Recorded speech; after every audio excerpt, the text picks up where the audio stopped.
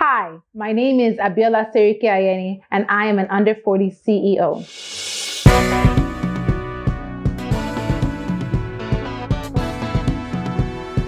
The African Renaissance. The concept that the African people and nation shall overcome the current challenges confronting the continent and achieve cultural, scientific, and economic renewal is here, with young men and women taking the lead. Some call them the new school heroes. We call them under 40 CEOs. Abiola Seriki-Ayeni is a seasoned educator with a deep-rooted aim to deliver on the promise that every child has access to quality education and has the ability to thrive in school and in life. She is guided by these core values on the path to success.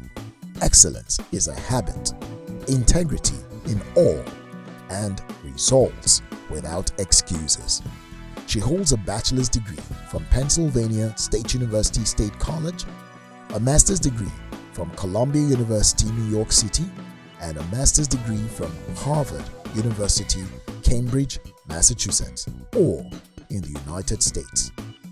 She served as the Senior Special Assistant Education to the former Lagos State Governor, Mr. Akinwumi Ambode. Abiola Seriki-Ayeni is the Director General, Office of Education Quality Assurance of the Ministry of Education in Lagos State. All right, welcome to Under 40 CEOs, Abiola. Hi, how are you? I'm very well, thank you. And you? Good, great. Amazing, almost. Thank you. Now let's get into this. You attended Queen's College, Lagos at some point. You were born in New York and grew up in New York. Yeah. Do you want to tell me a little bit about being born in New York, growing up in New York, Yeah. and some of your fondest memories from that time? Okay. Yeah. Great. Thank you for having me here. Yes, I was born and brought up in New York. And, they say if you can make it in New York, you can make it anywhere, right? So, as a child living in New York, it's really a great experience. My parents were quite young when they started their family, so sort of like they're growing up together in so many ways. It was a fun household. Always had parties, always had people over, and I had a very happy childhood.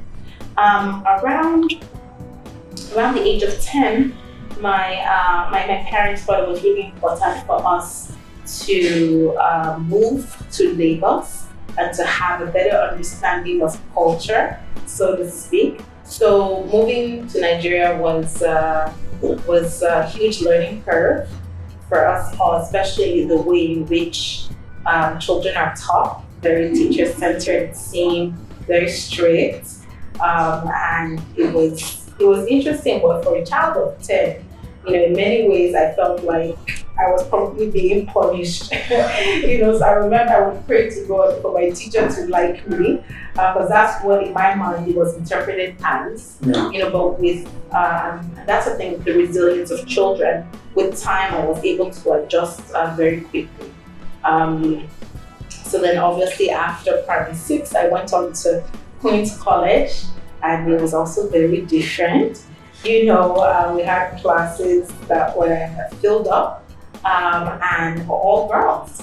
So it was a good experience for me, and I think even when I think about when I eventually returned back to the US, the bonds and the friendships that I made within those 2 years, I still have them, and I still have been able to, or we have still been able to sort of maintain them, or maintain a semblance of our relationship throughout the years up until now. Amazing. So when you moved back to To New the York? US, yes, to New York, Okay. around 13. And, at the time, we lived in a flat, and it became a very important decision for my parents to consider if we wanted to move to a home, for them to purchase a home at that time, or if they would essentially pay for us to have a better education than the schools that were available locally. So, my dad didn't have to think twice, and they sent us to a boarding school in Connecticut, another state. It was a wonderful experience. I went to Catholic boarding school, and it was mixed. And I had roommates from Korea, Japan, Russia, a very much international setting. And it also took a little bit of adjusting. And like I said, I feel in retrospect, when I think of my childhood, there's been a series of different pivots and shifts that I've had to make that have made me more and more resilient each time I faced a different circumstance. And when I was 14, I got my first job. My dad actually helped me to get my first job in a city in Manhattan. So I would take the train and I would, I would head over there and I would work, and then I would come back, and I was able to use my money to buy things for myself that I really wanted. I've always worked. Wow, Yeah. that's amazing. You attended the Penn State University, and that's where you bagged your bachelor's degree. Yeah. So tell me, what did you study at Penn State University, and why did you study what you did? When I was preparing to go to university, there are many universities that I considered.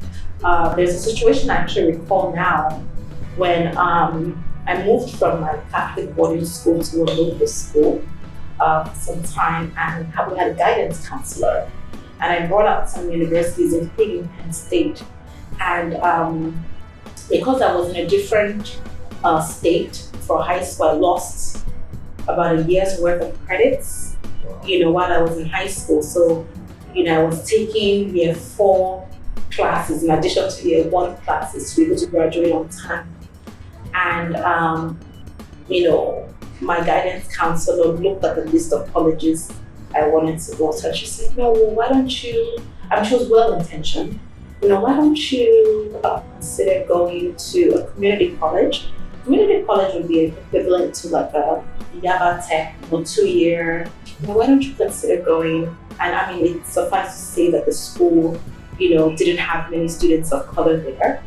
We're just a handful, and we found ourselves very quickly. And that was, her take. And I remember going home to my dad and I said, no way are you going to this, I won't mention, no way is my child going to this, so he insisted that we apply to schools we both knew I couldn't get into, and schools that I had a good chance of going into. And Penn State was one of them. If you were to ask me why Penn State is one of the best public universities in the US, and they have a great football team. Okay. But I'm not playing football, this is American football, by the way. And those are the things that influenced the decision to have me go. And I applied and I was able to get in. Now, in terms of what I decided to study, from when I was a child, I always wanted to be a lawyer. It's one of those things, if you come from a Nigerian household, the 2 professions and then the rest, right? My parents encouraged us to speak our minds very early on. I remember I would get into many arguments with my dad, and he would say, no mistake, it was a mistake to send me to America. If you are in Nigeria, you wouldn't talk to me like this, but that's part of the process that a parent goes through when you give your children wings and you're like, why are you flying too high, So, he was also able to balance that, and not really always see it as being disrespectful because I had a difference of opinion. So the plan was always to do law, and in the US, you can't get in law as a first degree, it's always as a second degree. So I decided to study English. I did like reading, I liked literature, I liked analyzing, I was just really good at it. And so that's why I decided to study English. And then while at Penn State, I realized that I could double major in African American studies. I really learned a lot about African literature, African American literature, and the history of African Americans in the US. And I think as an African in the US, right, there's sometimes a gap, right? There's a knowledge gap between when you get to the US and you see how African Americans are maybe being treated or their experience, and there are many assumptions as an African as to what has led to that. And I learned a lot within that time that really helped me to understand the African American experience, because surely I'm Black in America and no one is going to ask, are you like American Black or are you African Black? In as much as I'm a Nigerian, because of my parents, I am living the American experience, right? So it was very important for me to educate myself on what that looked like, what that seemed like, because you find that those who have lived in America for generations, there are lessons they pass on to their children about resistance, about job searching, about so many things that they've learned along the way. One thing, for instance, is what to do when a puck pulls you over. And African parents typically were not having these conversations with their children, not recognizing that in the US, your child is seen as an American, and there's a certain level of, double consciousness, I think it's called, that has to exist for your child to be successful in that space. So you would thereafter attend Columbia University in your career master's degree. What did you master there? I think that was in 2006. Yes. So right before I graduated university, I was trying to figure out, the plan was to do law. And my senior year in university, I went on a missionary trip to Haiti with a Catholic organization on campus. So we raised money, we were taking clothes, gathering used clothing, shoes, and the plan was to go to Haiti to visit an orphanage and to hear these wonderful things. So I went alongside a few of my friends. I think two of those friends of mine were Haitian American and the others were Caucasian. And it was such a wonderful experience because, when I got to Haiti, I realized it was the first time that my Caucasian peers were in the minority in terms of, population. So they had never been in the space where there were very few whites and they were all blacks, right? And we were very intimidated by that. So even though I was not Haitian, but if I closed my mouth, no one knew that I was not Haitian. Yeah. So I got there and people were coming to me and talking, and I would just nod, and they assumed that I was one of them. And you would see women holding, have backing their children with wrappers. And I'm like, wow, this is just like Nigeria. So the African influence there is still very much insistent. And it was a wonderful experience. And there was one particular experience where we were building boreholes and we went to teach English. And that was the first time I ever stood in front of children to teach. Not like we had any curriculum or anything like that, but the children's eyes were just so glued on us. And coming from a Nigerian household, we all know education is important. If you don't know, your parents will ensure that you know. So that part of me was just like, wow, these children are here and they sort of need me. How much more can I do in my immediate environment in New York? How much more can I do in Nigeria? So after that trip, when I was considering what to do immediately after graduation, I know I wanted to go to law school, but there were a set of programs. One is called Teach for America, New York City Teaching Fellows Program. And what they did was they took an alternative approach to education reform by having, in the case of Teach for America, young, dynamic students in university who did not study education, and have them look at the problem of education from a transformative framework perspective and looking at it as a problem to solve. So you have to have shown a lot of leadership capacity while still in school. You have to have, have really good grades, and it was really competitive. And I decided to apply, and I got in. Nice. And they were like, I think you need 16,000 applicants, and they chose maybe 450. So I decided to do it, and I decided to go to New York to do the University Teaching Fellows program. And we had like a summer immersive program about, obviously we're not a teacher, so you need to know how to teach, and there were people from different walks of life, people that were bankers, that had different experiences and wanted a different career path at this point. So unlike maybe education in Nigeria, for instance, where everyone comes from the College of Education and they've gone through the traditional route, you have people that have never been exposed to traditional pedagogies, traditional ways of teaching, and are now charged within your 2-year commitment to drastically change your classroom and drastically change the fate of the children that you are teaching.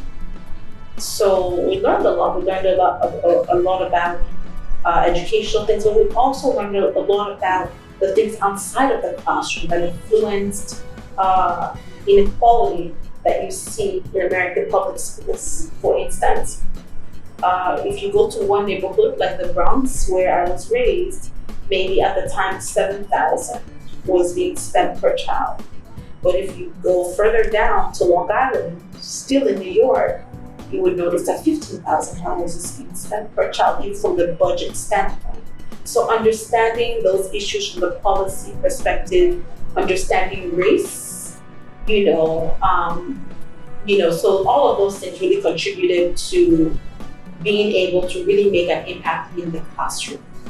And when I finished my time there, it was very challenging. I think I was just 21, and I was like going to work during the day and going to school in the evenings. I decided that I wanted to commit full time to learning my craft. So initially, I was in a graduate school program that the organization has prescribed to us. And I made a decision that, if you're going to be in education, if you're not going to do law, because it was supposed to be temporary, and during that time I realized it wasn't going to be temporary.